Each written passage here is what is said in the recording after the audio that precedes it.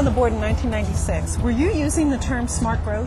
Trying to think. I think it was within a couple of years of that this kind of somewhat wacky movement that started among some architects and some social critics of new urbanism kind of really took off. And I think it has come to pervade almost all of the progressive thinking in architecture and building and planning. It's combined really with environmentalism.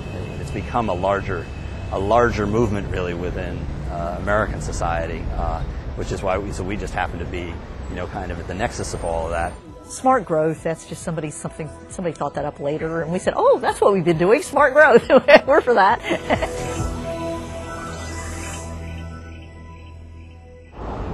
Here I think you do see illustrated the major principles that make transit-oriented development, smart growth work in Arlington and anywhere you want to do it. So show me that. Give me an idea of what we're looking at One is here. we're standing, of course, right at the station. And the first principle is you need a whole lot that's really close to the station because people will walk about a quarter of a mile.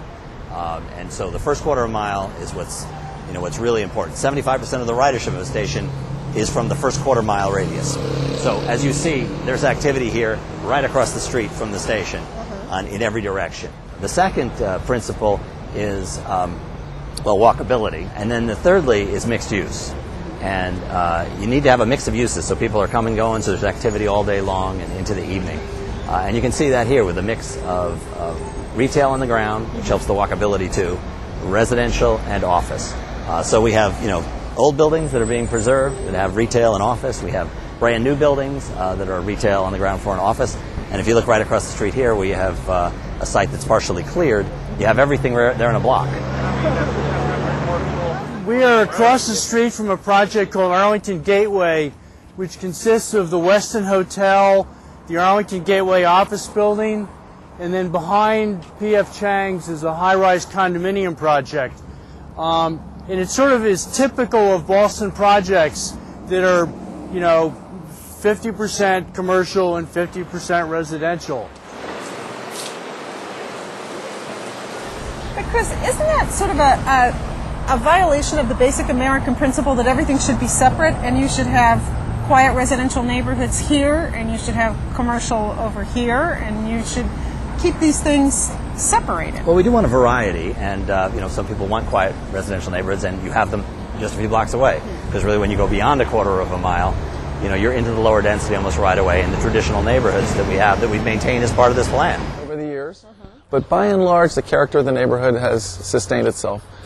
We're also only about a 10 or 12 minute walk to two different metros on the Metro line, the Virginia Square Metro and Clarendon Metro. It's a beautiful residential neighborhood, and it was part of the original plan to protect neighborhoods just like this.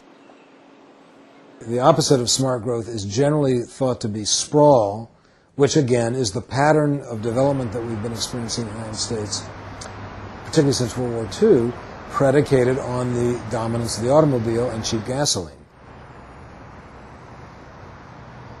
Well, Arlington proved to be right, and the other jurisdictions are now suffering some significant traffic impacts by not adopting a smart growth approach. We're going through the same pains that Arlington went through. We're just going through them 25 years later. I don't think that Fairfax County looks that different from most metropolitan suburban counties in the United States. And so in some degree it's not terribly surprising. What's a little weird about Fairfax County is they do have Tyson's Corner where 90 or 100,000 people work, and that's not served by transit. And that is kind of strange. And the biggest criticism of Tyson's today is you can't walk around. You can't bike because the car dominates and intimidates the pedestrian.